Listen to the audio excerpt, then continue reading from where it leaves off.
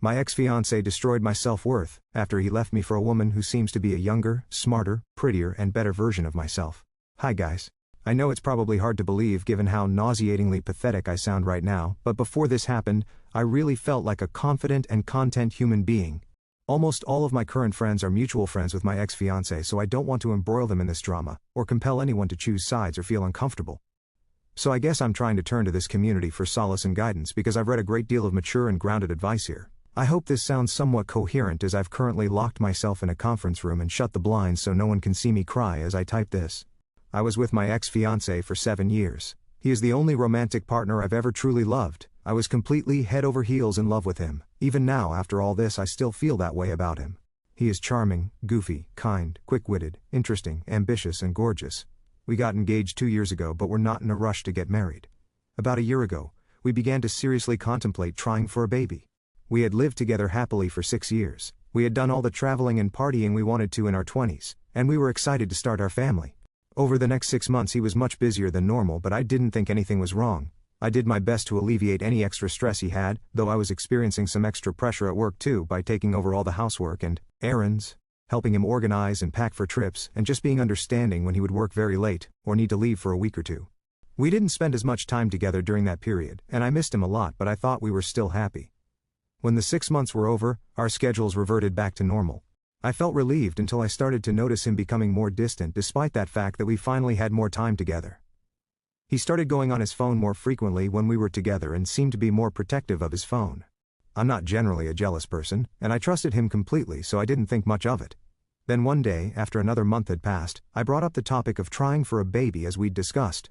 I could immediately tell something was wrong. He was quiet for a while and then he unleashed a flood. He said he was unhappy with our relationship and had been for some time. He said that he cared about me deeply, but that the spark in our relationship had died, and that he tried to convince himself he could live without that spark, but had ultimately decided that he couldn't. He said I had done nothing wrong, and in fact was the perfect partner, but that didn't change the fact that he couldn't shake this nagging feeling that I wasn't the one for him. He said that he didn't want to hurt me, but that he couldn't condemn himself to a lifetime of settling for someone that wasn't his dream girl, even though he didn't know if his dream girl existed. He said he was sorry, but he couldn't live a lie anymore. I don't think I said a single word as he was telling me all this, because I just felt so utterly shocked and blindsided. I just stood there, staring and listening, and crying silently. When he finished, all I could utter was something like, "Okay, I'm sorry, I didn't know. Do you still love me?" He paused for a while and then said that he loved me but wasn't in love with me anymore. We proceeded to spend the whole night discussing his feelings and our relationship, until we were both so exhausted we couldn't cry anymore and the sun was coming up. He said he was sorry again, and it was probably best if he stayed at a friend's place, so he packed up some stuff and left. That was about 5 months ago. We never really talked in person again. His brother and his best friend came over that weekend to get the rest of his stuff, and I just left while they were packing because I couldn't stand to be there. I felt so shocked and numb and traumatized and tired that I didn't even cry much. I couldn't really process what was happening as I went through the motions of moving out and explaining the situation to my family. When I finally moved into my new place and sat alone with my boxes, I completely broke down. I could not stop crying and dry heaving. I ended up using 5 vacation days to take off a week of work, which really irked my manager. I could not get out of bed. I barely ate, living off this old tub of peanut butter. I looked through all our old pictures and tried to figure out where it all went wrong. Then for 4 months, I tried my best to move on. I deleted all my social media apps so I wouldn't have to see him. I dove into work. I ramped up my hobbies. I exercised to keep my mind occupied. I met with friends and family and pretended everything was okay. I started going to my therapist again, which helped a bit. I finally thought I could see the light at the end of the tunnel. Then a month ago, I ran into a mutual friend from college. She said it was really sad to see we weren't together anymore, and surprising to see he'd moved on so fast.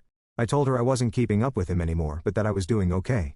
When I got home, even though I knew it was a terrible idea, I re-downloaded Instagram and went to his profile. His latest picture was him at his cousin's wedding with his arm around a gorgeous girl. All the old pictures of him and I were gone from his profile. Again, I knew it was a terrible self-destructive idea. But I went to the girl's profile and Googled her. She is literally a younger, smarter, prettier, and better version of myself. We both studied at the same university, but she completed a prestigious program which I was rejected from. We both have green eyes and brown hair, but she is far prettier and legitimately looks like a model. We are both thin and fit, but she has an amazing hourglass figure and looks far more stylish than me, and has tens of thousands of followers even though she's not an influencer or whatnot. In fact, we both work at the same company. I'm pretty sure my ex met her through work, but she landed a job in a prestigious division right out of undergrad and likely makes more money than me. She is an improved version of me, 7 years younger. And the love of my life is dating her. For the past month I've been spiraling. I can't stop stalking my ex-fiancé and this girl. I look at her Instagram every day, and torture myself with her gorgeous pictures. She's posted a dozen pictures with my ex over the past few months, and he looks so happy, healthy and fit. They've gone on trips together, he's brought her to his hometown, and he's even posted a picture of them with a mushy caption, which he never did when we were together. I have no evidence and I don't think my ex would do this, but I now suspect he was at least interested in her while we were still together. She started at the company about a year ago. I'm so paranoid of running into them. I can recognize that my behavior is obsessive and masochistic, and I've deleted Instagram and told myself I'm not going to do this anymore, only to wake up the next day and re-download the app and do it again.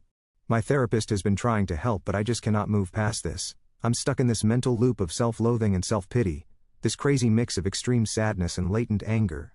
I feel so incredibly low, worthless, used up, discarded, and suddenly, so incredibly old. I know that comparison is the thief of joy. I know that I am objectively still young enough to move on.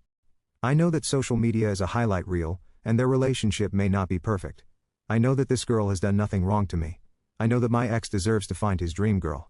But none of this knowledge helps soften the fact that I thought that by this time this year, I would be pregnant with the love of my life, and instead, I'm alone, and he's found someone better.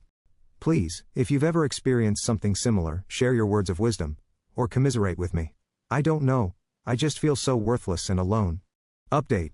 Hi again guys. It's been about 3 months since I posted about my struggle to move past my 7-year relationship with my ex-fiancé. While I cringe when I think about the pathetic state I was in when I wrote that post, sobbing alone in that conference room, I was stunned by the empathetic, mature and helpful advice I received from members of this subreddit. These past few months have been an absolute roller coaster, and I thought I owed this subreddit an update given how much solace and guidance you guys gave me during some of my darkest days. I don't think things would have worked out nearly as well if I had continued to bottle up those festering emotions and isolate myself, so I'm grateful for every single person who commented and messaged me. Thank you, thank you, thank you. So, here's what happened. The night I made that post, I finally blocked my ex-fiancé and his girlfriend on Instagram, as many of you suggested. I think actually verbalizing how obsessive and masochistic my behavior was, instead of keeping it all inside and finally feeling validated in my emotional reactions after reading your sympathetic comments, instead of feeling alone and crazy, clicked something in my brain. I resolved to break out of that self-destructive loop, to stop torturing myself with their perfect pictures and reclaim a modicum of self-respect. It was an incredible relief to not be constantly following the impulse to view their new pictures, and give myself some time to heal instead of picking at that scab every single day. That weekend, I decided to reconnect with my family and friends, and stop pretending that I was handling the breakup flawlessly. They were incredibly compassionate, though also shocked that I'd been hiding my dark feelings so well, and it was like I'd instantly rebuilt my support network. I didn't realize how emotionally isolated I had become until I was able to be honest and open with people in my life. I did continue to avoid talking to friends who were mutual friends with my ex, because I didn't want to put anyone in an awkward position. But I was able to reconnect with a few of my other friends, and I took the initiative to finally make some fun plans. Getting out of the house to enjoy brunches, hikes and shows with my friends over the past few months has been incredibly beneficial for my mental health. Just being in new environments and focusing on people other than my ex was therapeutic, even for someone who tends towards introversion like myself. Per your suggestions, I also decided to try out another therapist.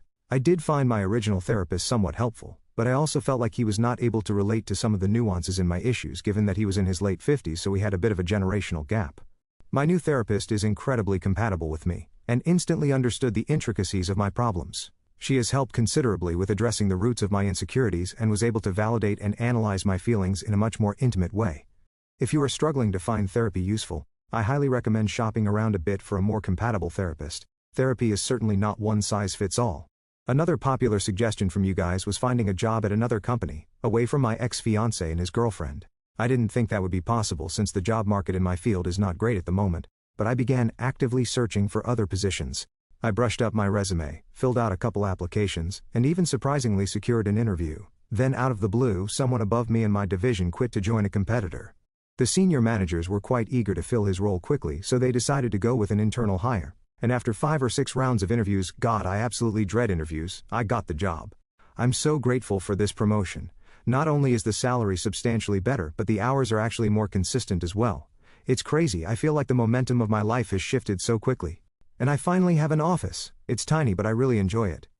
The only downside was this promotion also meant I would have to continue working in the same building, albeit a very large building, as my ex. and as I left work before Christmas, the moment I'd been dreading came. I ran into my ex as I was leaving the office. We exchanged a few pleasantries and he complimented my new haircut. I thanked him, wished him well, and said I had to hurry to catch the next train. I wish I could say I felt cool and collected, but I was so nervous to see him again for the first time in like 6 months that I was almost shaking. On the commute home I calmed down and actually thought, hey, that wasn't so bad. He looked good, but I didn't feel a rush of sadness or desire or anything. I mostly just felt awkward, like we'd become strangers again. I didn't feel that familiar impulse to stalk his Instagram, and actually felt happy to see he was doing okay, since I'd cared for him for so many years. I felt like at last I was really moving forward. The next day, I woke up to a dozen messages from my ex-fiancé. They started at around 2 a.m. and were slightly incoherent in parts, so I'm guessing he was a bit drunk when he sent them. They were all long walls of text, which surprised me because he's not typically big on verbalizing his emotions. He wrote that he hadn't been able to stop thinking about me since we ran into each other outside the office. That he was sad that we weren't friends anymore because I still felt like his best friend. And that he regretted how everything went down. He said he questioned if he'd made a huge mistake in a moment of weakness and flucked his whole life up, and that he couldn't help but regret it all when he saw me. He apparently noticed that I'd blocked him on Instagram, which I found funny given how intensely I had been stalking his Instagram, and said that made him really sad. I gathered from his messages that he'd likely broken up with the woman I'd seen on his Instagram because he said that he felt like he had been searching for some ideal woman who doesn't exist, and that he wanted to reignite our spark after failing to find that same spark with other people. I'm not going to lie, it was shocking to read his texts, and I was trembling and struggling to process a lot of it at first. Part of me wanted impulsively to give him another chance, but after taking a day to mull over his words, I ended up feeling like he was less sorry that he'd lost our relationship, and more sorry that the greener pastures he sought weren't quite as green as he'd imagined. I tried to respond kindly but firmly, saying that I really treasured and appreciated our relationship but that I felt like I could no longer trust him, to the same degree I once did, and that I felt like it would be confusing and painful for us to become friends in the near future. I told him how hurt I felt when he blindsided me after promising that nothing was wrong, and how I struggled for a long time to figure out what was missing in our relationship but ultimately felt that as long as he thought the missing part was so crucial that he wanted to leave after all those years together, then we probably aren't meant to be together. I wished him the best. He didn't respond to my messages. I was a bit shaken by the whole thing, but I proceeded to enjoy my holiday break with my family, and even elected to go to my friend's New Year's Eve party, which I was considering skipping. Well, I'm super glad I didn't skip the party because I ended up meeting a wonderful man there. He's funny, intelligent, cute, interesting, compassionate, and is eager to settle down and have kids after also somewhat recently exiting a long-term relationship. We've gone on 3 dates so far, and at the risk of sounding too enthusiastic, they've been the best dates of my life. We want to take it slow since we were both in long-term relationships a year ago, but we've been stunned by how compatible our personalities and interests and goals are, and frankly, we're also both quite keen to start a family as soon as possible. So while I'm trying not to be overly confident in this relationship, I'm also super excited to see where it goes. In conclusion, thanks in large part to the advice I received 3 months ago in this subreddit, I've emerged from a very dark place, and am now cautiously optimistic about my future for the first time in a long time.